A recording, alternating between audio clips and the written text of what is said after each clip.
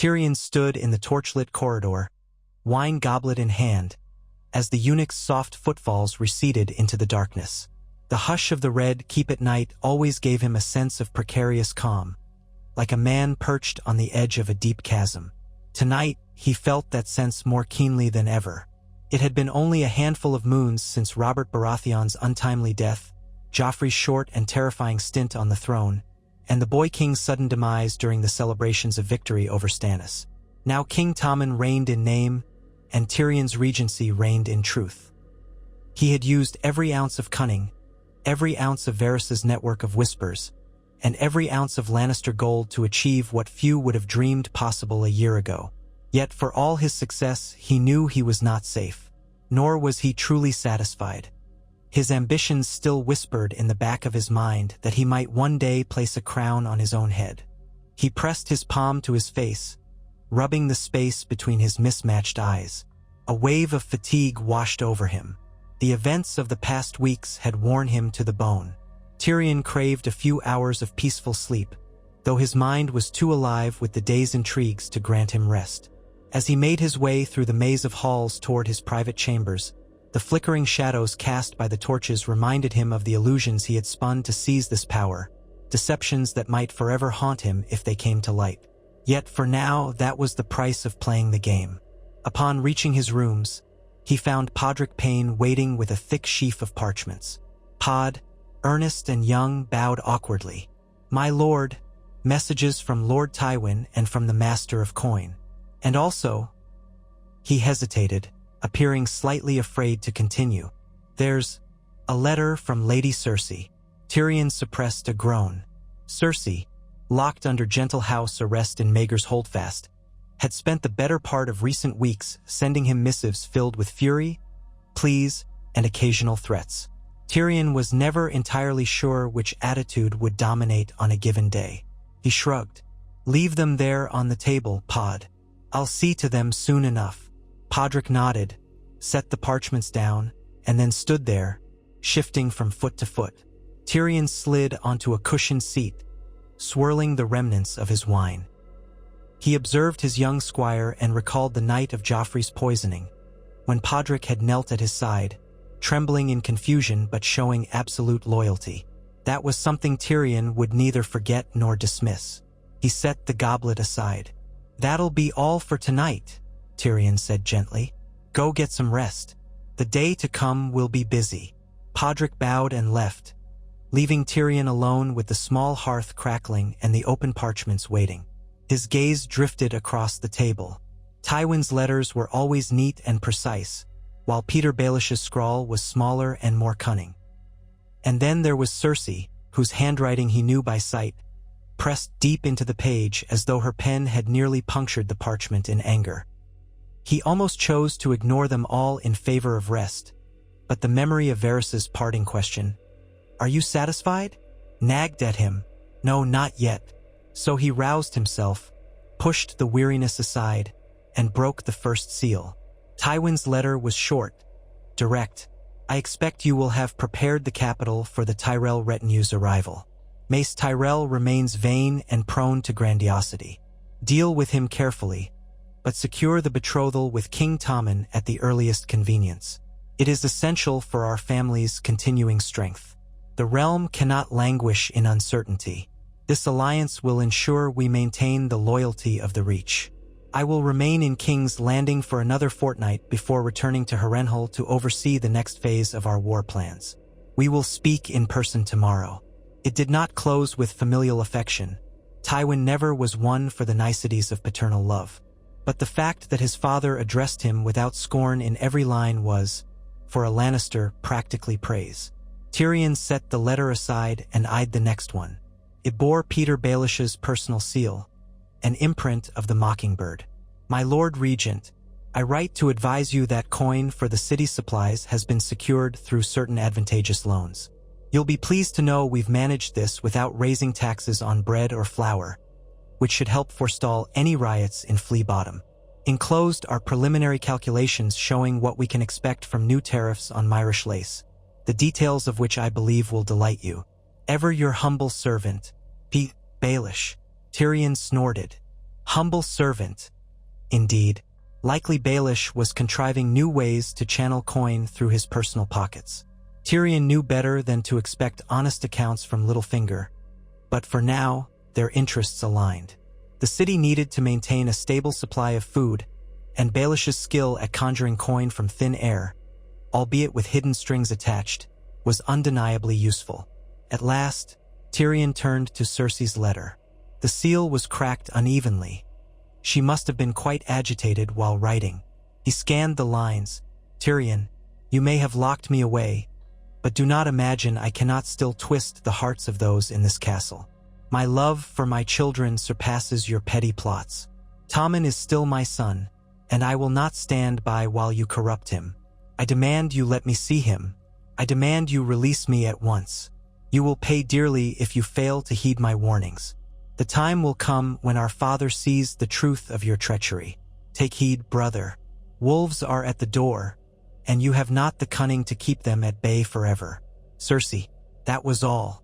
Tyrion sighed and set it aside. He knew that granting Cersei freedom to roam the castle would lead to countless disruptions. Her hatred for him ran deep, and her maternal instinct to keep Tommen under her sole influence was stronger than any reason or courtesy. She would undermine every decision he made, feed her venom to Tommen, and conspire with any who disliked Tyrion's rule. No, for now, her captivity had to remain. He told himself it was a kindness, preserving her life.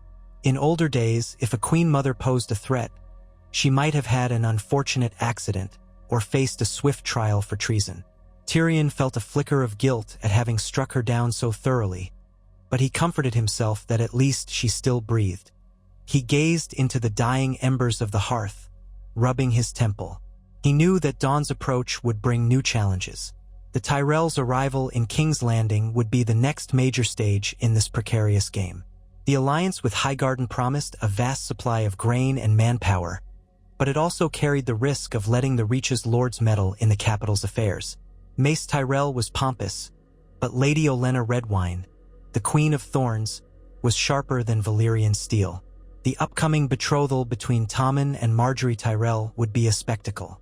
It was also an opportunity for the Tyrells to slip a knife beneath Lannister armor if they sensed weakness. Eventually, he closed his eyes, drained the last dregs of wine, and sought a few hours of restless slumber. When he dreamed, it was of the Iron Throne looming large and monstrous, with the faint echo of mocking laughter. He never could tell if that laughter came from Cersei, from his father, or from the ghost of Joffrey. Perhaps it was from himself. Morning brought the usual swirl of official duties. Tyrion donned a tunic in Lannister crimson, the hand's chain of office gleaming at his neck. Technically, he was still Hand of the King even while serving as regent, since the titles suited each other. Podrick trailed him into the throne room, where a line of petitioners waited. Merchants seeking compensation for lost ships in the war with Stannis, knights claiming rewards for valor in the Blackwater battle, petty lords with grievances. Tyrion endured their pleas with wry patience, making careful notes and occasionally jabbing them with sardonic remarks. King Tommen sat upon the Iron Throne, feet not quite touching the floor. The child looked both thrilled and terrified to be presiding over such matters. Behind him stood Ser Meryn Trant and Ser Boros Blunt, Kingsguard who made a poor show of vigilance, but Tyrion had insisted on Bronn's presence as well. A silent reminder that Tyrion's personal enforcer was never far away. The sun climbed higher, the petitioners droned on, and Tyrion caught himself stifling a yawn. Power was rarely as glamorous in reality as it was in one's ambitions. It involved tedious administration far more often than dramatic flourishes. Still, he forced himself to concentrate. The city had to remain stable, and the people needed tangible signs that the throne listened to them, even if that throne was overshadowed by the dwarf in the hand's seat. Partway through the session, a stir spread among the watchers in the hall. The doors opened to admit Varys. Tyrion watched with interest as the Master of Whisperers glided forward in his lavender robes, carrying a sealed parchment. Varys bowed to King Tommen and then turned to Tyrion. "My Lord Regent," Varys said in a silken tone, "I regret to interrupt, but we have received word that the Tyrell retinue has crossed the Blackwater Rush and will arrive by midday. They request the king's presence at the gates to greet them." Tyrion nodded, feigning a look of pleasant surprise. "So soon? Very well. Let us end these petitions early." He glanced toward Tommen with an encouraging smile. "Your Grace, you have heard the Master of Whisperers. The time has come to greet your future queen." Tommen blinked, color flooding his cheeks. "Yes, yes, uncle." With that, Tyrion dismissed the crowd for the day. Some of the petitioners grumbled, but none dared protest in the open. Tommen descended carefully from the Iron Throne, and Tyrion escorted him from the hall. Varys fell in step beside them, leaning in to murmur softly so that only Tyrion could hear. "They travel with a splendid escort, my lord," Varys said. "Over 500 mounted knights, 1,000 foot, and Lady Olenna among them." Tyrion's mouth quirked upward. "I expected no less. Mace Tyrell must make a grand show to impress the capital." Varys's eyes flickered. "Indeed, the small folk are gathering to watch the procession. So far, the mood is festive. The Tyrell banners are bright, and the lords from the Reach distribute bread and coins along the road." That was typical Reach pageantry, generosity under the banner of chivalry. Tyrion permitted himself a small, private smile. Let them play their role. The more they believed in their own display of nobility, the more easily he could predict their moves. An hour later, Tyrion and a company of gold cloaks escorted King Tommen to the city's main gate. The summer sun blazed overhead, and the crowds in the streets parted at the approach of the royal party. Some cheered for Tommen. Others simply stared in awe, not sure what to make of the boy king. In truth, many of the small folk still recalled Joffrey with dread and had yet to form a solid opinion of his younger brother. The gold cloaks kept watchful eyes on any sign of unrest, but the atmosphere was more celebratory than hostile. Then the Tyrell column appeared. Green and gold banners fluttered in the breeze. Swords and armor gleamed under the bright sky. At the head of the group rode Mace Tyrell in his ornate plate, beaming and waving grandly. Next to him rode his eldest son, Ser Garland Tyrell, who had a more tempered expression. A short distance behind them came Loras Tyrell, the Knight of Flowers, famed for his splendid armor and skill in the lists. His white destrier pranced, and the ladies watching from windows swooned at the sight of him. But all that finery seemed almost a backdrop to the carriage that followed, from which emerged Lady Olenna. The Queen of Thorns was in her middle years, sharp-eyed and sharp-tongued, accompanied by a retinue of ladies that included the betrothed, Margaery Tyrell, every bit as graceful as rumored, with brown locks arranged in intricate braids. Tyrion observed the synergy of the Tyrell family's show. Mace's pomp, Loras's brilliant aura, Olenna's cunning, and Margaery's mild, sweet smile. A formidable unit indeed. Tommen swallowed hard, glancing at Tyrion, who whispered out of the corner of his mouth, "Step forward, your grace, and greet your bride-to-be, and do try to smile." The boy nodded. Together they advanced. Mace Tyrell dismounted with a theatrical bow, removing his plumed helm. "Your grace," he boomed, his voice loud enough to echo off the city walls. "House Tyrell is honored to stand before you, offering the bounty of Highgarden. I present to you my daughter, Margaery, who yearns to be your devoted queen." Tommen, uncertain but trying his best to mimic royal poise, extended a hand toward Margaery. She curtsied gracefully, then looked up at him with a smile. "I am pleased to finally meet you, your grace." Tyrion noticed how Margaery's eyes sparkled, though whether with genuine warmth or measured calculation, he could not tell. He had read enough about the Tyrell daughter to suspect she was adept at winning hearts, from peasants to kings. She would be a valuable partner for Tommen, or for the Regency if handled properly. Tommen managed to speak. "The pleasure is mine, Lady Margaery. May our union bring peace and prosperity to the realm." That was the line Tyrion had coached him to say, and it served well enough. Applause rose from the lords nearby. Tyrion, standing slightly behind and to the right of Tommen, let the moment linger. Then he stepped in, inclining his head to Mace Tyrell. Lord Mace, you have our gratitude for making such a splendid journey. The city is eager to welcome the bounty of the Reach. Shall we proceed into the Red Keep to arrange a fitting welcome feast? Mace beamed, hooking his thumbs in his sword belt. Indeed we shall. I hope the city's best vintages are ready, for we come with hearty appetites. Lady Olenna's voice, high and sharp, broke through. The city's best vintages? My dear Mace, you know full well the capital is half-starved for gold these days. I'll wager the best is still at Highgarden. She glanced at Tyrion, who pressed his lips together to hide a smirk. Your presence, my lady, is sure to make even our poorest vintage taste like the nectar of the gods, Tyrion said, sketching a courteous bow. Olenna gave him a frank look, her expression suggesting she was not fooled by flattery. Still, she allowed a tiny nod. Thus began the Tyrell's grand entrance. The gold cloaks parted, letting the cavalry and foot soldiers file into the city. The small folk gawked at the bright armor and colorful sigils. Flower petals were tossed from windows, mixing with the dust of the city streets. Marjorie rode in an open palanquin, smiling and waving at the crowds, prompting cheers. Tommen's retinue led the way up to the Red Keep, where the gates swung wide. Tyrion found himself half lost in the swirl of color and noise.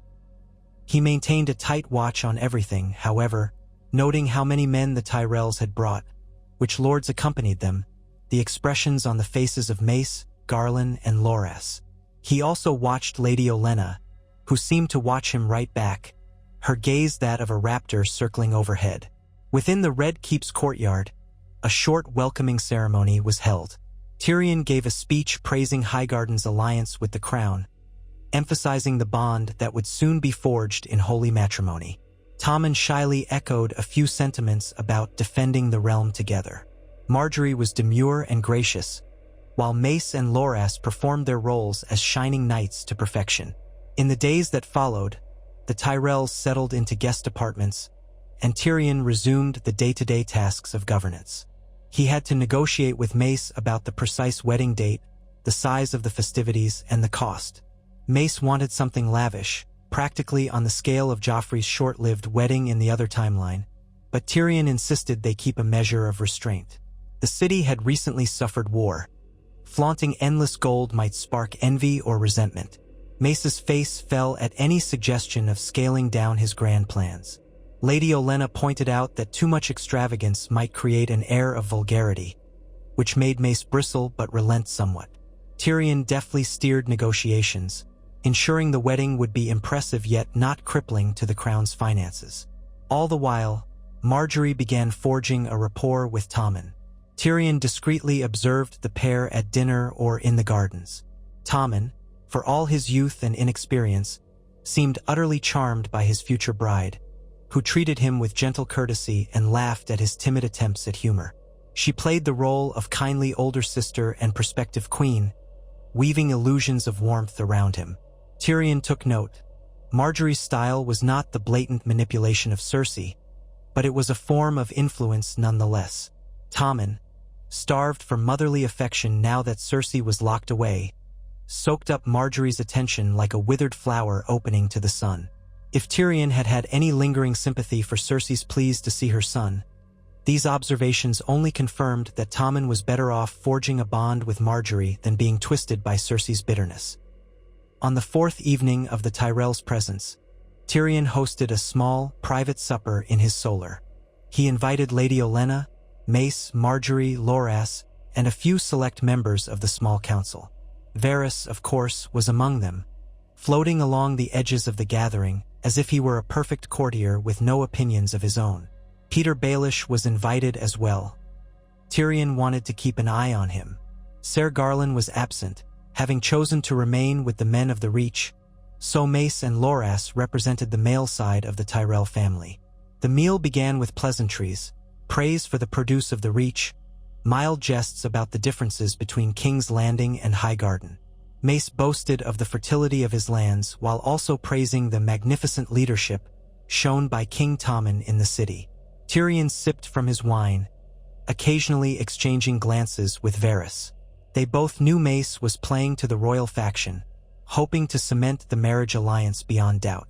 When the servants brought out a course of roasted game birds, Lady Olenna took advantage of the lull in conversation to turn her sharp gaze upon Tyrion.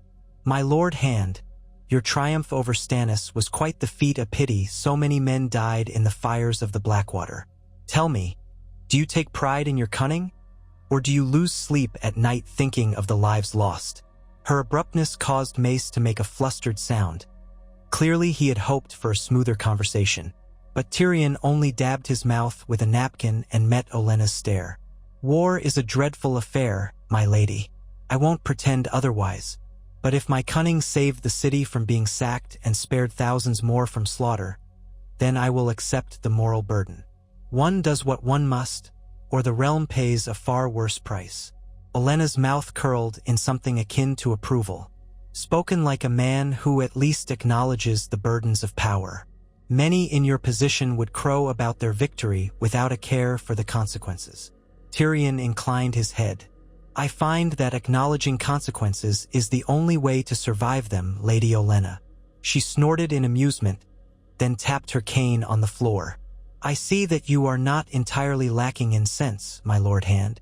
My granddaughter will need men of sense around her when she becomes queen." Marjorie, seated near Tommen, favored her grandmother with a gentle admonition. "I am sure Lord Tyrion will continue to advise the crown most ably, grandmother. Tommen and I will both look to him for guidance, if the realm is to remain at peace." She said it so sweetly that Tyrion nearly believed it himself. Yet he knew well that if Marjorie and the Tyrells ever decided that Tyrion impeded their influence, they would not hesitate to undermine or replace him. The game never truly ended. He just offered a polite smile in return. The conversation shifted to wedding details, and Mace Tyrell's mood brightened as he pontificated about feasts, justs, and balls. Tyrion allowed him room to ramble, occasionally steering him away from the most outrageous plans, such as releasing 300 white doves from gilded cages, or building a new wooden amphitheater in the courtyard for a lavish pageant. In the end, they settled on a suitably grand but not ruinous celebration. Mace declared it a compromise worthy of the highest praise, though Tyrion suspected the man was disappointed not to be commissioning an army of jesters and musicians. Throughout the supper, Loras Tyrell remained quiet, occasionally exchanging glances with Marjorie and then with Olenna. Tyrion watched the famed Night of Flowers, recalling how Loras had served on the Kingsguard to Renly in another timeline. Here, the pieces were different.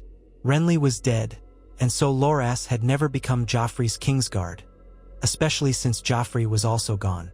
Tyrion wondered if the Tyrells might push for a different arrangement, perhaps expecting Loras to join Tommen's Kingsguard. That might be a possibility, but Tyrion was not certain how Loras felt about serving a boy king under a Lannister's regency. For now, the Night of Flowers was polite, but distant. At the meal's end, the guests drifted out to their respective chambers. Lady Olenna was the last to depart, leaning on her cane. She paused by Tyrion in the hallway, lowering her voice. "I suspect you and I might understand each other well, Lord Tyrion. Perhaps we can ensure that our families prosper, so long as we remain frank with one another." Tyrion offered a half-smile. "Frankness, my lady, is a rarity in the court, but I welcome it if it leads to mutual benefit." Her sharp eyes flicked across his face. "Good. Then let us speak frankly. My granddaughter's safety is paramount to me. Should anything unfortunate happen to her in this viper's nest, I will hold those in power accountable." She turned her head slightly. "Including you, my lord." Tyrion let out a soft chuckle, neither offended nor surprised. "I'd expect no less. Your granddaughter's well-being is essential for the realm's stability, as well as for our alliance. You have my word that she will remain unharmed so long as I have the means to protect her. And if you lose that means, then I'll likely be too busy being murdered myself." She gave a little nod.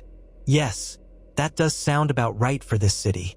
With that, Olenna tapped her cane again and swept away, leaving Tyrion with the distinct impression that he had just been measured and quietly accepted.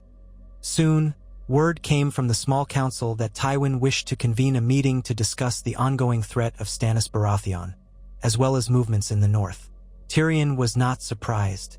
Stannis might have lost at the Blackwater, but he had not surrendered.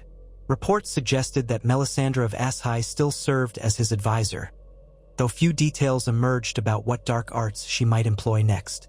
Meanwhile, Robb Stark remained in the north, relatively quiet but hardly submissive. Tyrion suspected that if the realm remained unstable, the north might break away entirely or strike again for the Riverlands. The council gathered in the small council chamber. Tyrion at the head as Hand and Regent, Tywin seated to his right, Varys, Baelish, and a few other minor counselors, men like Pycelle, who had squirmed his way back into a position of feigned loyalty. Tommen was not present, as Tyrion preferred to keep the boy out of the more delicate political wrangling. Despite Tywin's fury over Tyrion's seizure of power, the Lord of Casterly Rock had chosen to assume a role on the council, presenting the facade of a unified Lannister family. Better, from Tyrion's perspective, to keep his father close than let him conspire from afar. Tywin rapped his knuckles on the table. "We have received fresh reports from our scouts. Stannis remains on Dragonstone, mustering what remains of his fleet. He has not been idle.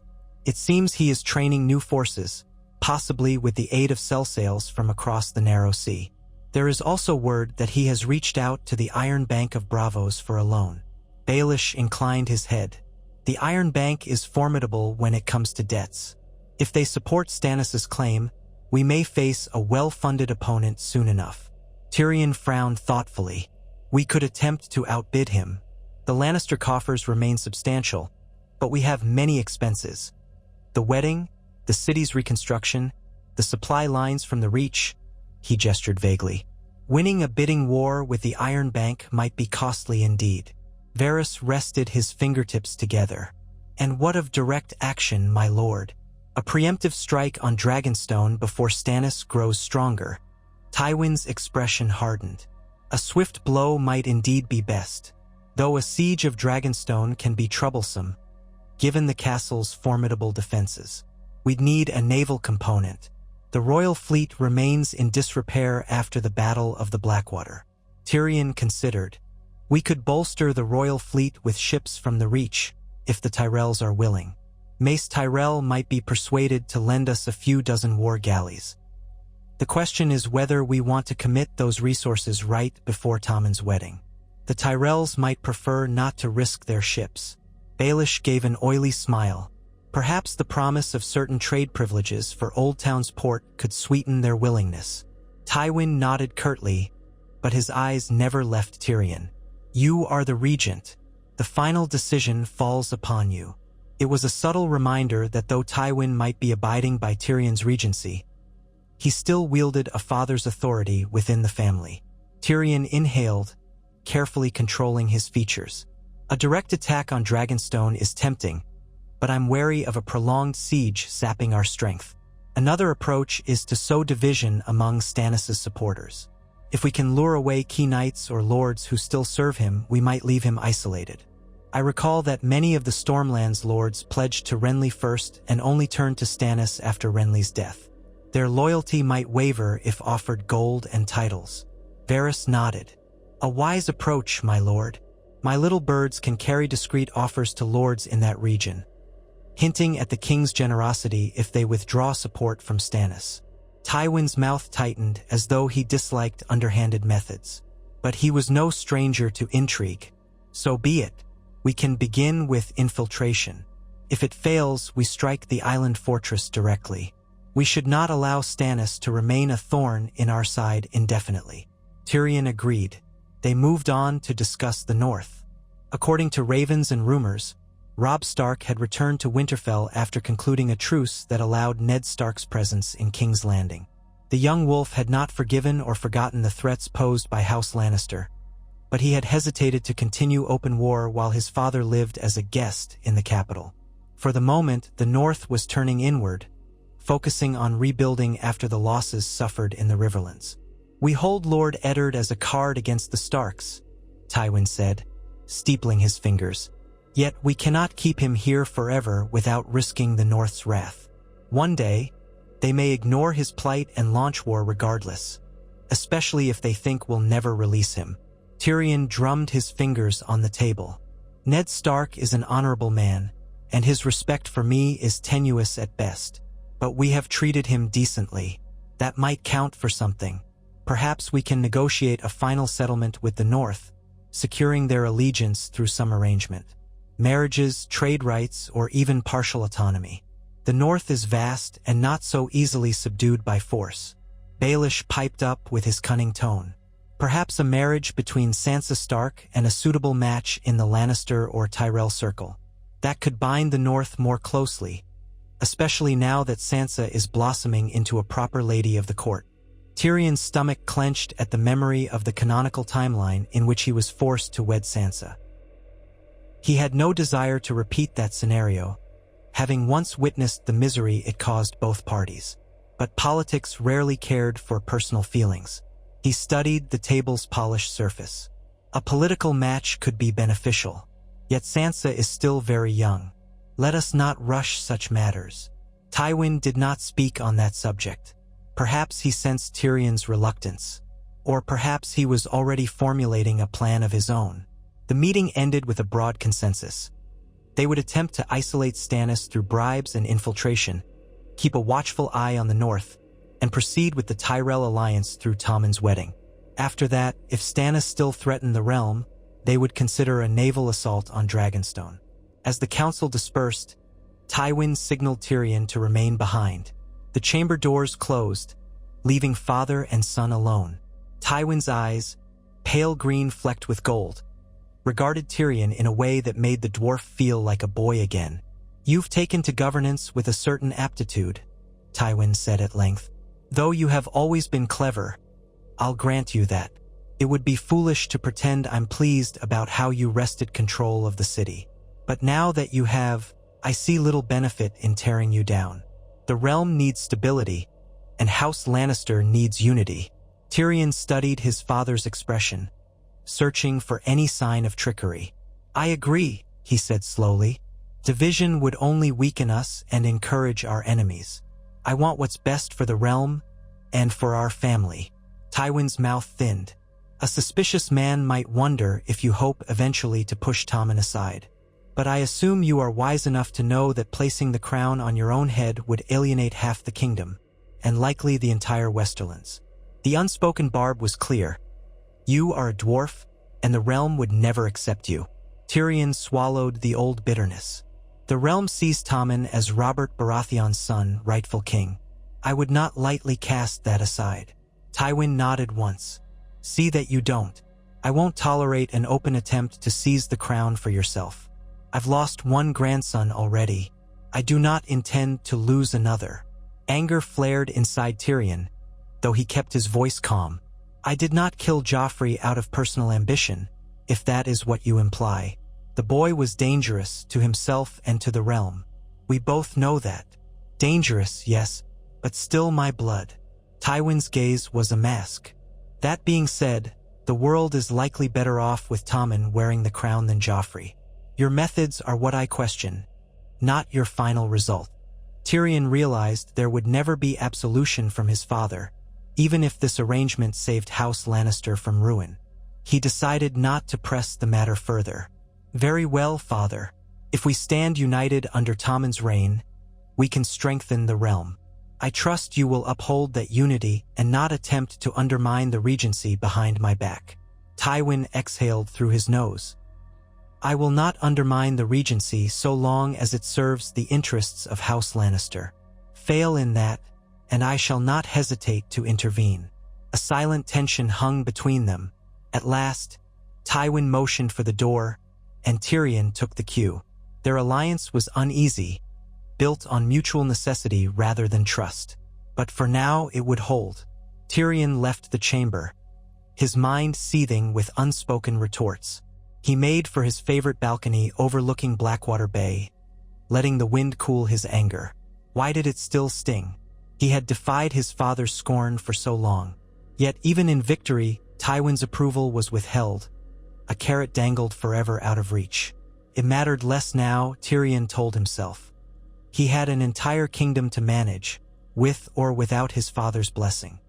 Evening shadows lengthened across the Red Keep. Tyrion sought out one of his few comforts, a quiet talk with Sansa Stark.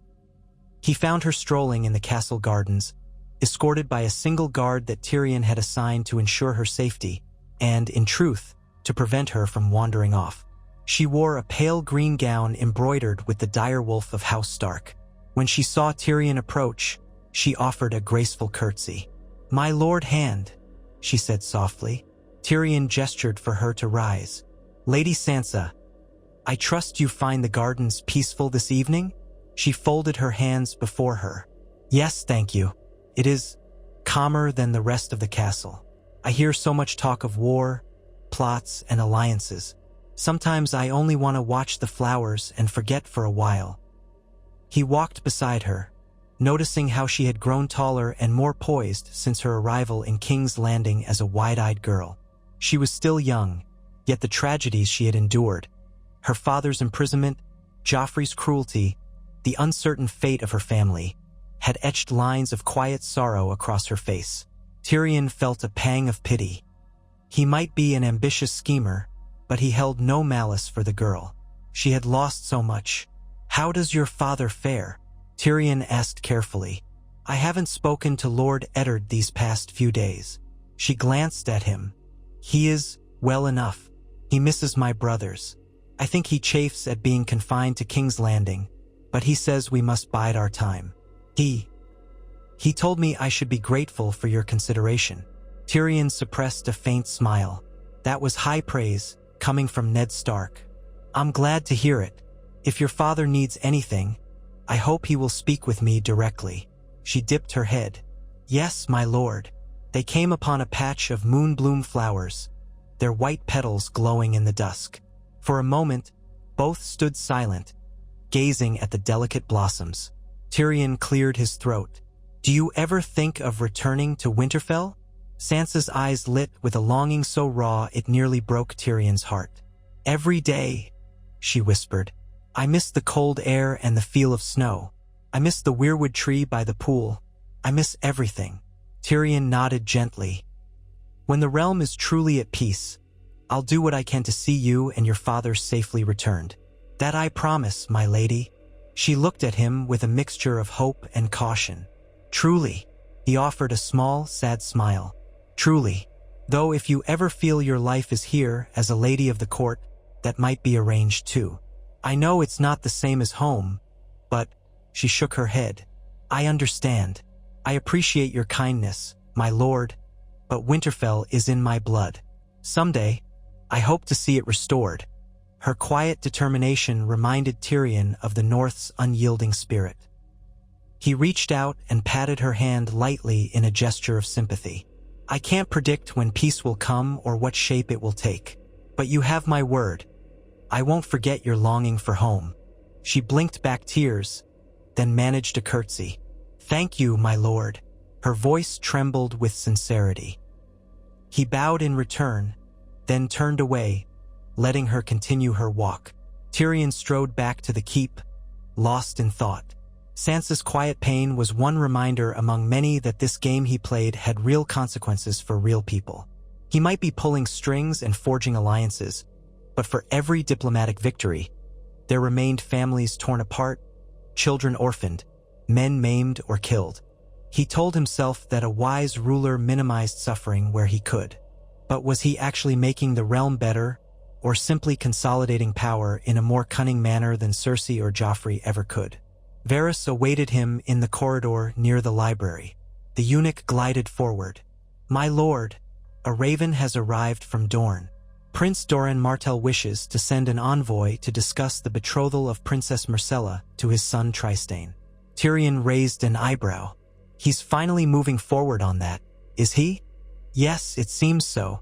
Varys's voice was soft. "He proposes to send Ilaria Sand as part of the delegation, though some say she is paramour to Prince Oberyn, not exactly a typical envoy." Tyrion's mind clicked through the possibilities. Dorne was essential to keep on side. A Martell betrothal would strengthen the crown's hold on the southernmost kingdom. Invite them, let them see how the city thrives under Tommen's rule. We want Dorne to feel welcome. Varys bowed. I shall make the arrangements. They parted ways, each moving through the labyrinth of the keep with their own secrets.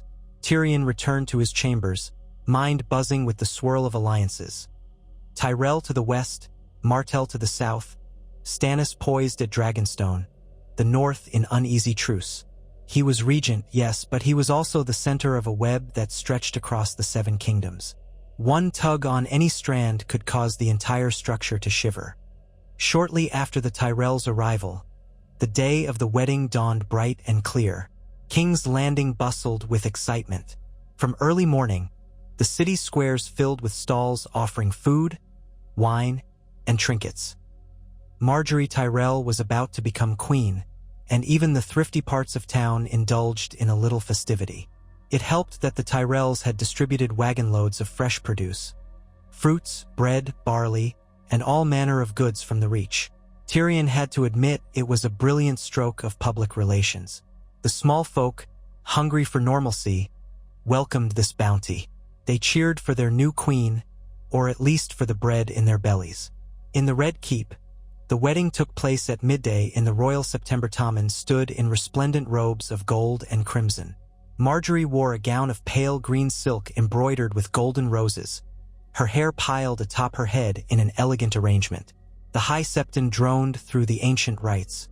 Lords and ladies crowded the pews, including Tywin, Olenna, Mace, Loras, Pycelle, Varys, Baelish, and other dignitaries. Tyrion stood near the front, observing carefully. Everything had to go smoothly. He had no desire for a repeat of Joffrey's wedding fiasco in another life. When the High Septon asked if King Tommen took Margaery to be his wedded wife and queen, Tommen's voice cracked slightly as he answered, "I do." Margaery answered in a clear, ringing tone, "I do." A collective murmur rose, and the final blessings were pronounced. Applause echoed through the September trumpets blared. Tommen, red-faced and shy, leaned in to kiss his new bride on the cheek. Tyrion wondered how the boy felt, perhaps overwhelmed, certainly relieved that no chaos had broken loose. Cersei, still locked away, would have raged if she could see her son's wedding taking place without her. Tyrion regretted the necessity, but better that she remained safely out of sight. No one needed her venom this day. A grand feast followed in the throne room. Musicians played lively tunes, other dwarfs, Tyrion noted with a certain distaste, performed comedic acts, an unpleasant tradition, but Tyrion had permitted it because refusing might raise awkward questions. People feasted on roast boar, stuffed capons, lemon cakes, and every dish the royal kitchens could produce. Wine flowed freely.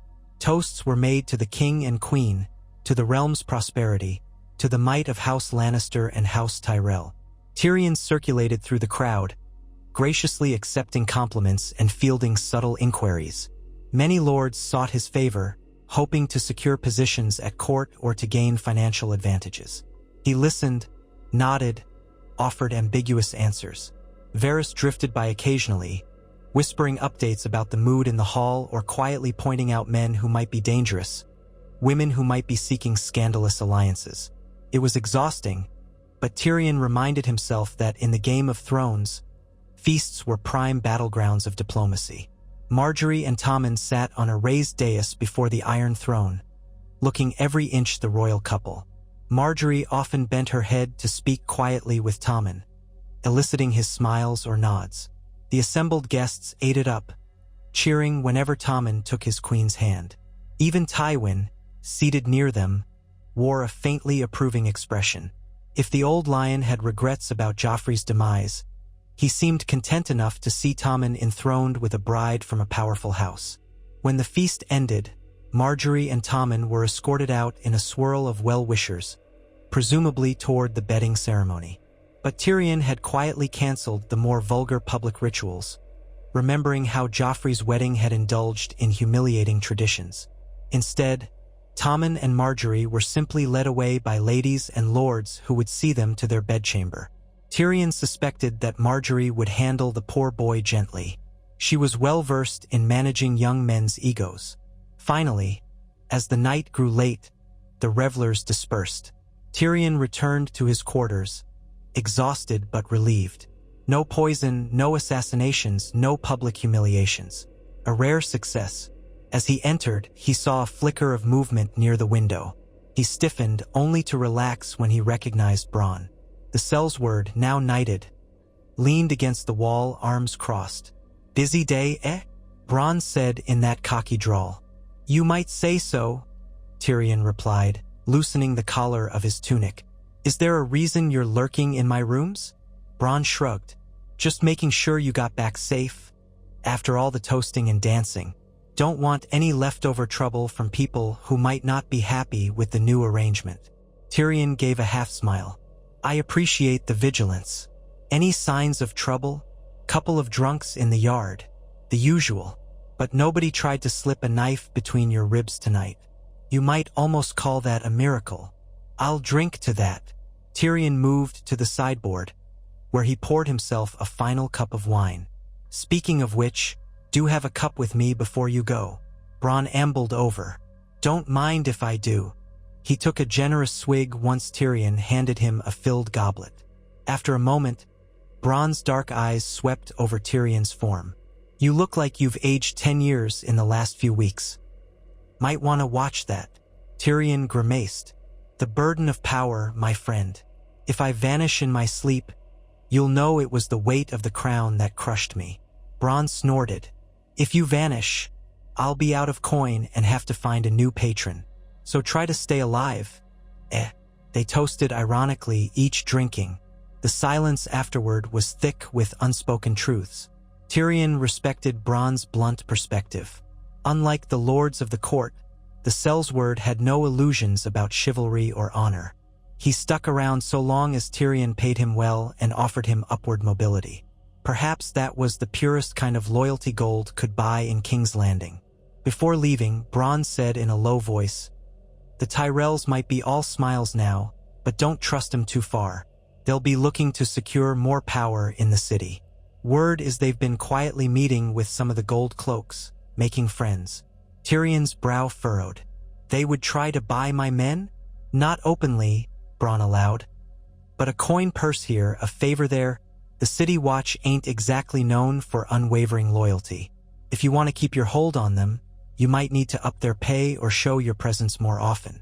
Tyrion nodded slowly. "Thank you, Bronn. I'll see to that. I won't let the gold cloaks slip from my grasp." "Good."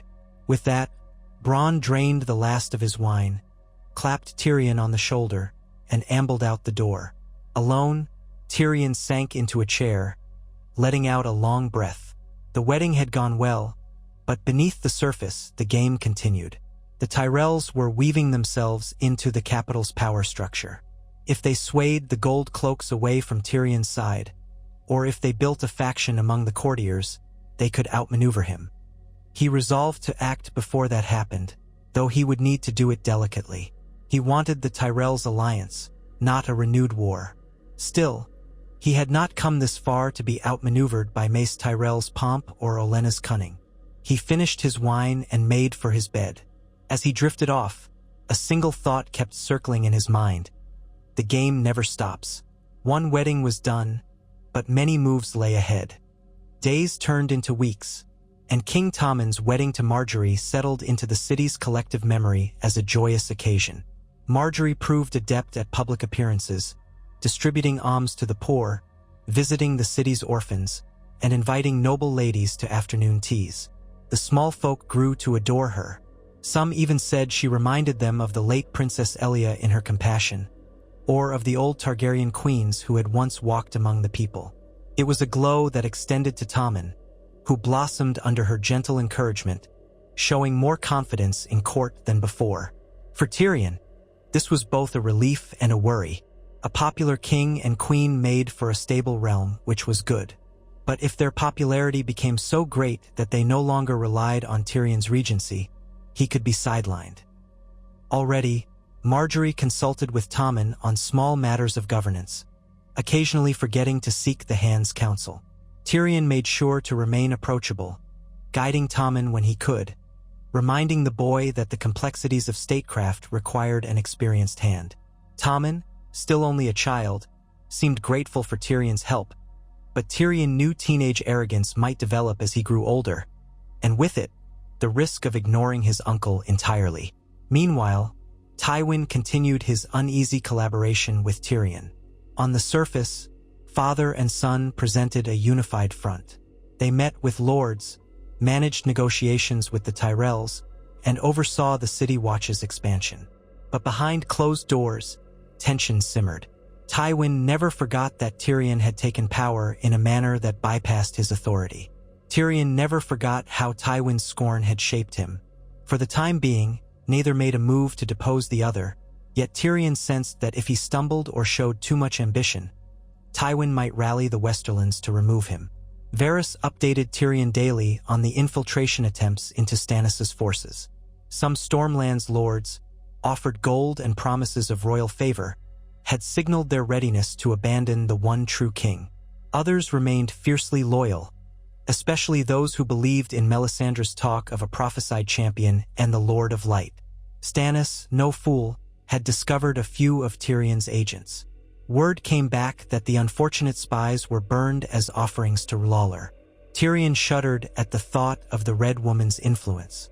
Still, if the infiltration chipped away at Stannis' support, the next confrontation might be easier.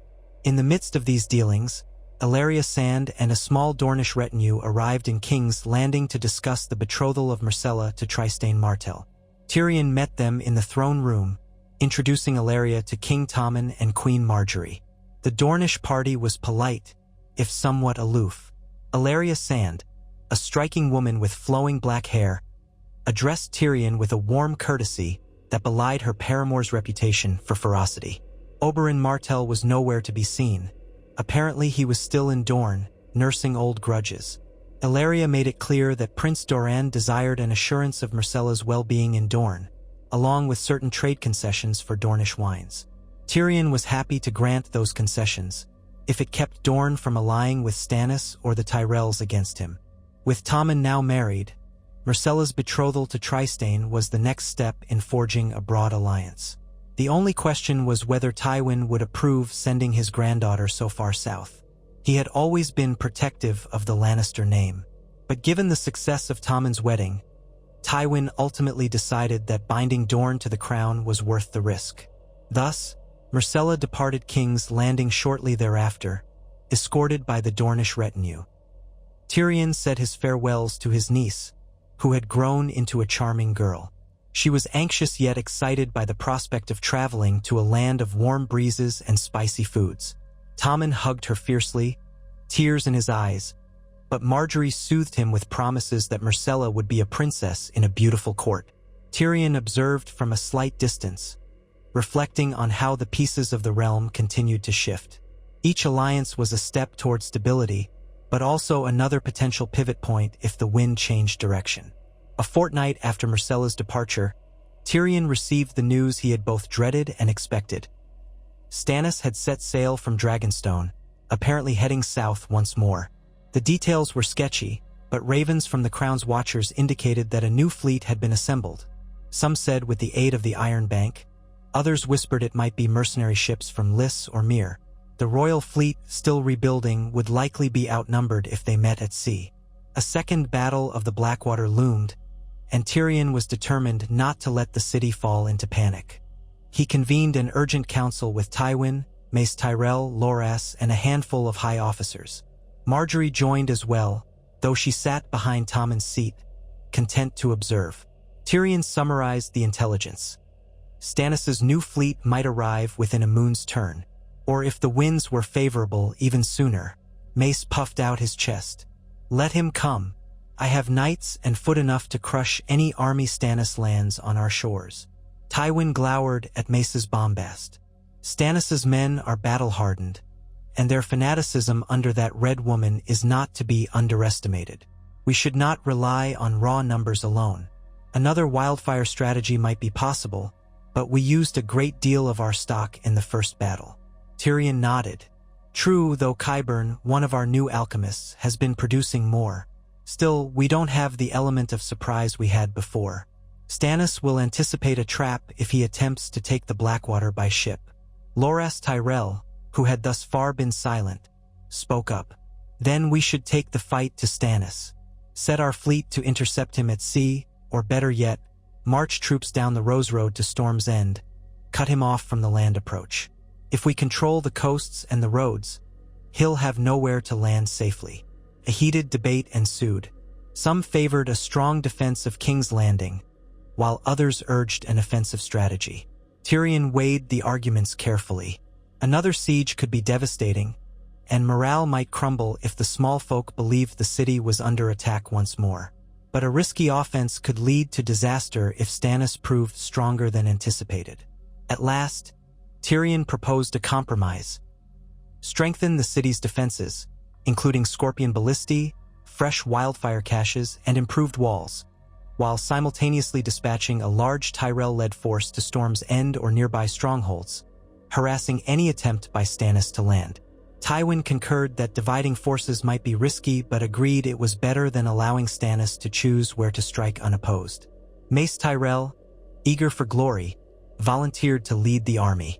Tywin suggested that Ser Loras remain behind to aid in the city's defense, which led to some tension between father and son, as Loras wanted to fight for Renly's old seat. But eventually, Mace insisted he wanted the chance to win back Storm's End for the crown, with all the pomp such a victory would entail. Tyrion sighed inwardly, suspecting Mace's vanity might cause complications, but it would also serve to keep the Tyrell Patriarch away from King's Landing. No small benefit for Tyrion's own hold on the city. When the meeting ended, Mace hurried off to make preparations. Tywin returned to his chambers, and Loras lingered behind, looking pensive. Margaery offered him a gentle word of encouragement, while Tommen retreated to speak with Pycelle about a new royal decree. At last, Tyrion found himself alone with Margaery, the other courtiers having dispersed. She stood by a window arch, gazing out at the training yard below, where gold cloaks practiced with spears.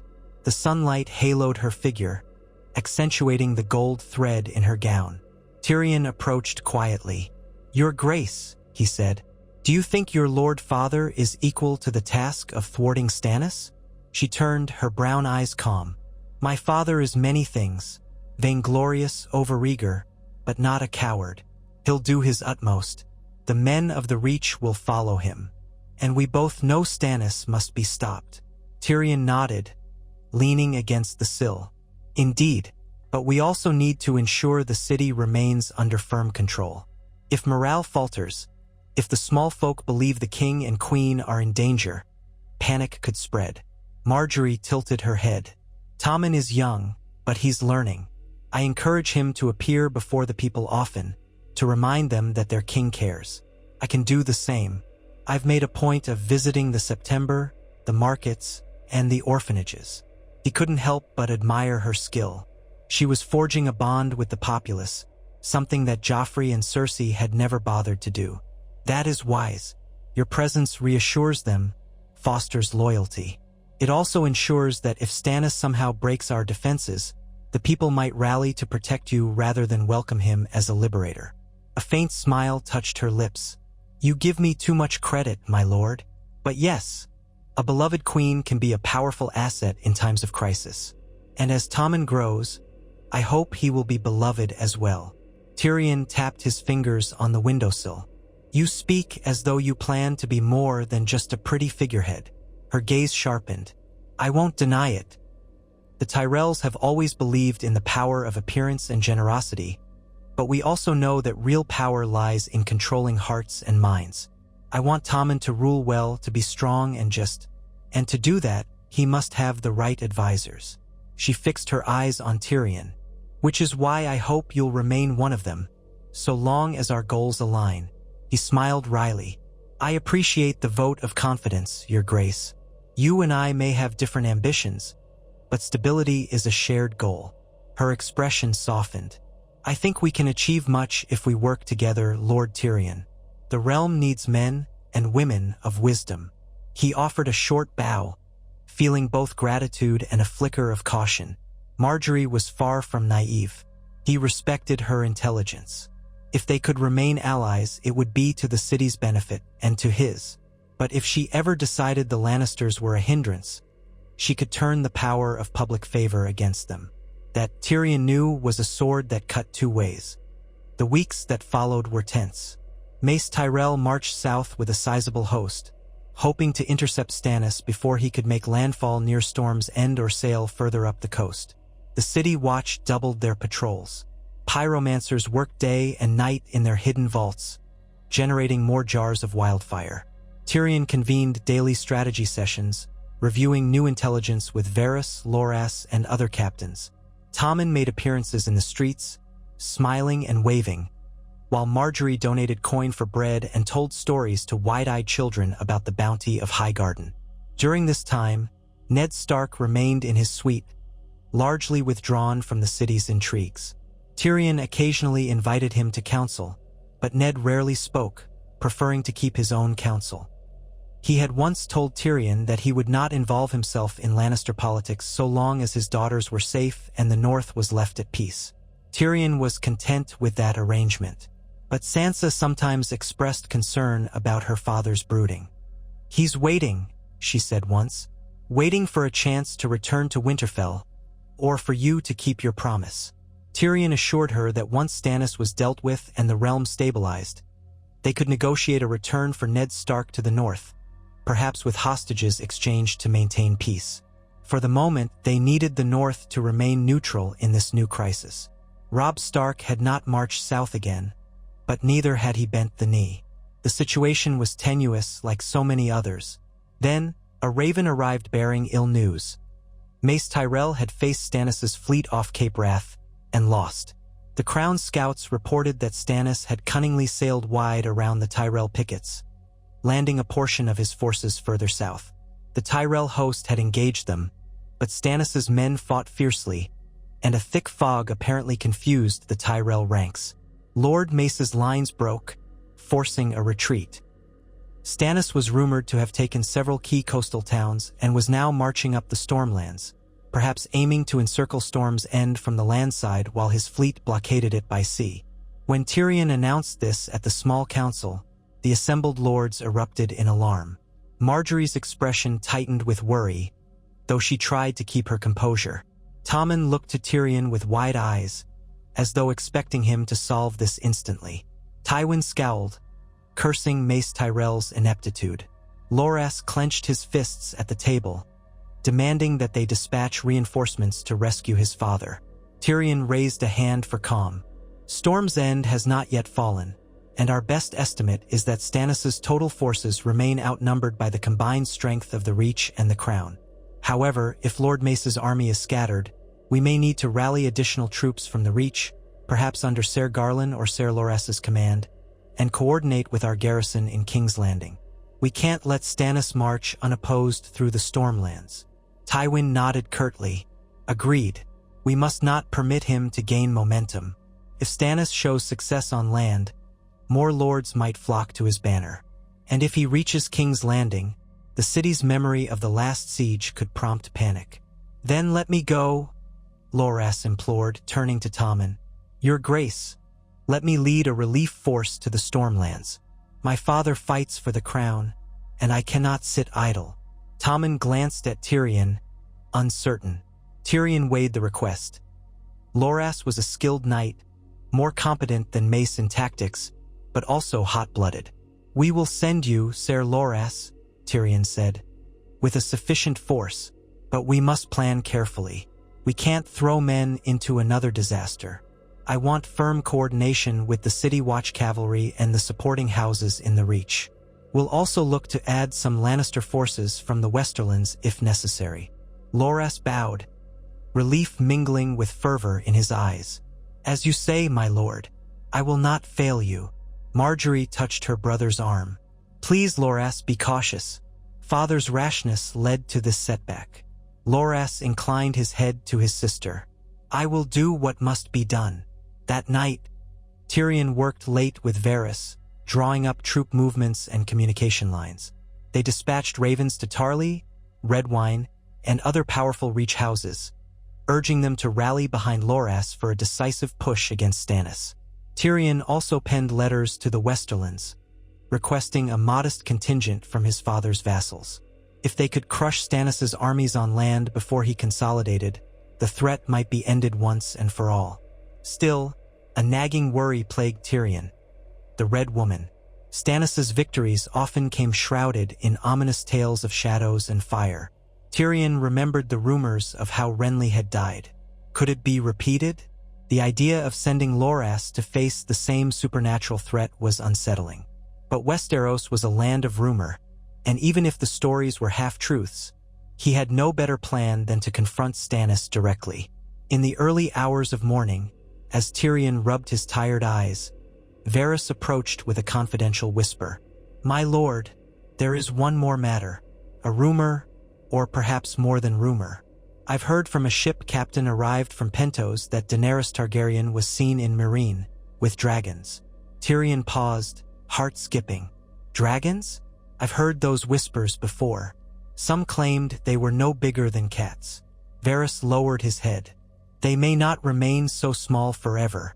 If the Targaryen girl truly has dragons in the east and decides to make a bid for the Iron Throne, the realm could face a threat not seen in a century. Tyrion snorted softly, as if we didn't have enough troubles with Baratheons and rebellious lords. Still, Daenerys is far away, presumably dealing with Slaver's Bay. She hasn't marched on Westeros. Not yet, Varys murmured. But her name grows, and the common folk love the romantic notion of a Targaryen restoration, especially one with living dragons. Keep it in mind, my lord. The world changes swiftly. Tyrion let out a slow breath. A problem for another day, I suppose. Let's focus on defeating Stannis first. If the Targaryen girl truly aims to sail for Westeros, we'll handle that when the time comes. Yet even as he said it, Tyrion felt a sense of foreboding. The future was a tapestry of threats. He commanded the regency in King's Landing, but the margin between stable rule and chaos was razor-thin. Ser Loras departed with a fresh host, banners of roses snapping in the wind as they marched east along the Stormlands coast. Tommen stood atop the city walls to see them off, Marjorie by his side, her face etched with worry she tried to hide. Tyrion observed from a short distance, his mind on strategy. With Loras gone, the city was safer from Tyrell infiltration, at least temporarily. But if Loras fell or failed, Marjorie and Tommen might lose face along with the Tyrell cause. That could shake the throne to its core. Days stretched into weeks. Ravens arrived sporadically, carrying conflicting reports of skirmishes along the Stormlands. Stannis' forces held key points near Shipbreaker Bay, but Loras retook a few towns on the interior roads. Neither side delivered a decisive blow. The tension in King's Landing soared, as everyone feared a new siege if Stannis broke through. During this anxious lull, Tywin decided to depart for the Westerlands, citing pressing matters of supply and the need to ensure no opportunistic raiders threatened their home territories. Tyrion wondered if his father was, in truth, distancing himself from a potential disaster or quietly gathering more men to reinforce the capital if Stannis won a major victory. Either way, Tywin's departure left Tyrion as the highest-ranking Lannister in the city, aside from the captive Cersei. Tyrion oversaw the city watch, the royal finances, through Baelish, and the flow of information, through Varys. He was, in many ways, king in all but name, ruling alongside a boy who was still learning the shape of power. And so it was that, when the decisive news finally arrived, it fell squarely on Tyrion's shoulders to interpret and act. Early one morning, Varys glided into Tyrion's chambers, face grave. "My lord, I have urgent tidings from Ser Loras's camp." A messenger arrived. Tyrion's stomach clenched. "Tell me at once." Varys unfurled a small parchment, reading aloud. Ser Loras Tyrell writes that he engaged Stannis near the ruins of Summerhall. The battle was fierce, but ultimately inconclusive. However, Stannis himself was gravely wounded. Some say a falling beam from the old castle struck him, while others claim some shadowy force turned on him. Regardless, Stannis was carried from the field, barely alive. His remaining men scattered, though a portion still hold near Storm's End. Ser Loras claims a victory of sorts. Tyrion blinked, processing the rush of relief. If Stannis was truly wounded, his cause might crumble. What of the Red Woman? Is she accounted for? Varys shook his head. No mention of her. Some say she vanished in the chaos.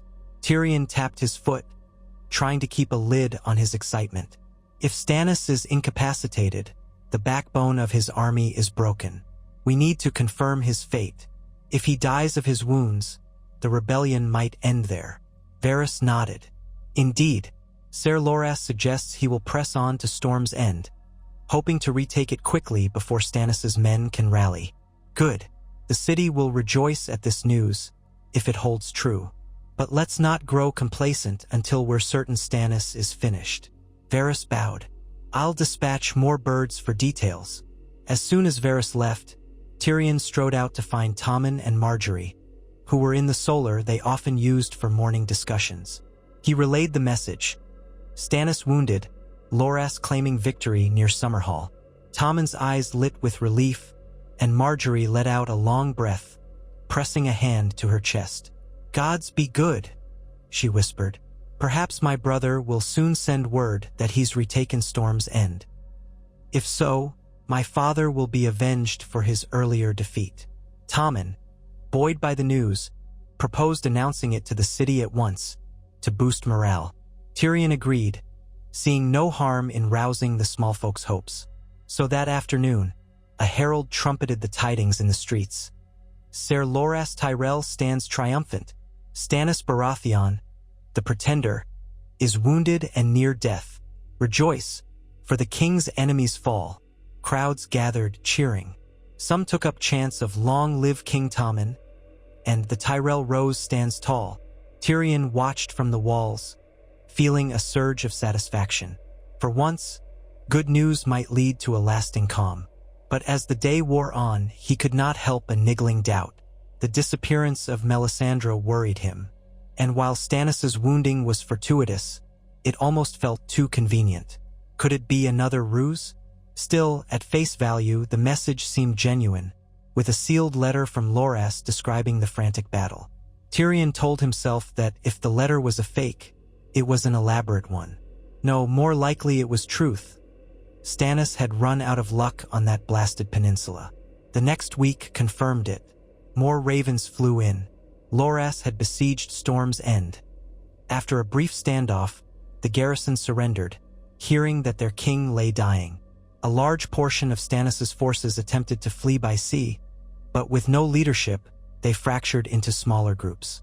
Some sought pardons from the crown. Others turned brigand. The Red Woman was still nowhere to be found, fueling rumors that she had retreated to some fiery sanctuary or returned to Ass High. In effect, the war with Stannis was done. King's Landing celebrated with feasts and street revels. Tommen declared a day of thanks to the Seven, and Margaery donated more bread and fruit, claiming it was from the new harvest of the Reach. Tyrion oversaw a triumphant mood in the capital. He secretly marveled at how swiftly war could turn. Months ago, Stannis had seemed the greatest threat to the Iron Throne, overshadowing all other contenders. Now his banner was in tatters, his ambition undone by a single stroke of misfortune and, perhaps, the Red Woman's ill-omened magic. Still, Tyrion did not allow euphoria to blind him. He used the moment of victory to consolidate. He reaffirmed alliances with lords who had wavered, distributing moderate rewards to those who had remained loyal. He extended a public invitation to any who had served Stannis to submit petitions for mercy, further pacifying potential rebels. And with Tywin absent, Tyrion quietly placed men loyal to himself in a few more key positions around the city: sergeants of the watch, clerks in the royal treasury, even some scribes in the Red Keep's records. If Tywin ever tried to wrest control away, Tyrion wanted a firm grip on the administration. Meanwhile, Margaery coaxed Tommen into awarding Loras the title of Lord Commander of the Kingsguard upon his return, praising his heroic victory. Tyrion found it a mixed blessing. Loras's new station would ensure Tyrell influence over Tommen, but it also kept Loras in the capital, under Tyrion's eye. Ser Loras would soon be sworn to protect Tommen with his life.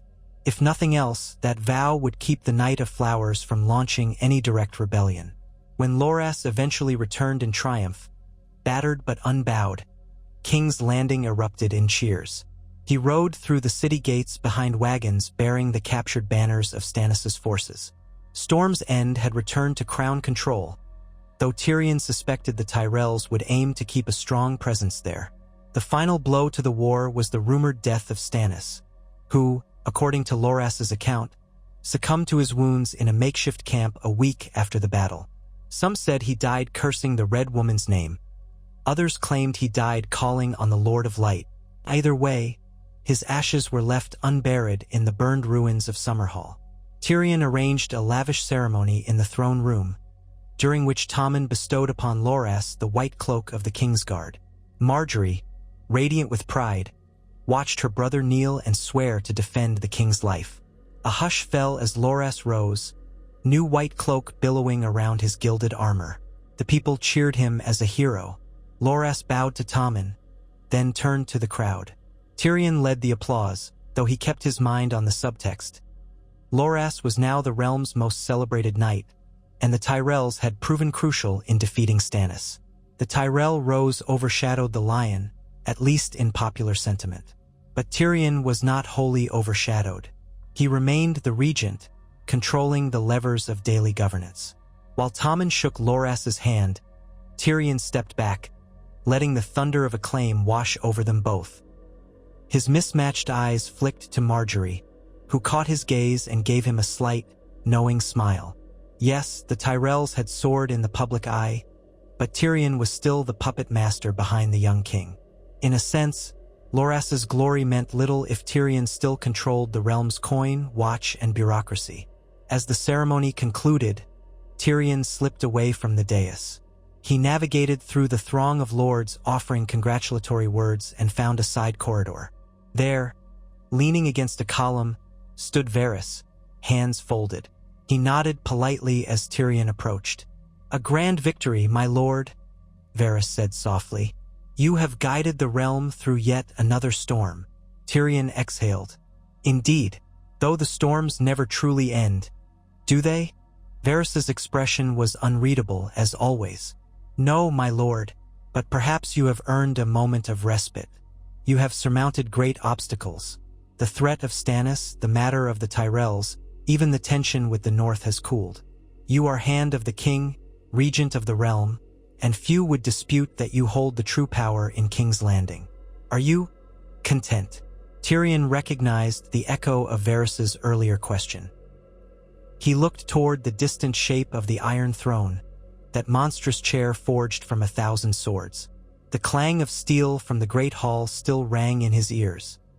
He recalled the bitterness in his father's eyes, the hatred in his sisters, the ghost of Joffrey's death, the deal that had kept Ned Stark bound in the Red Keep.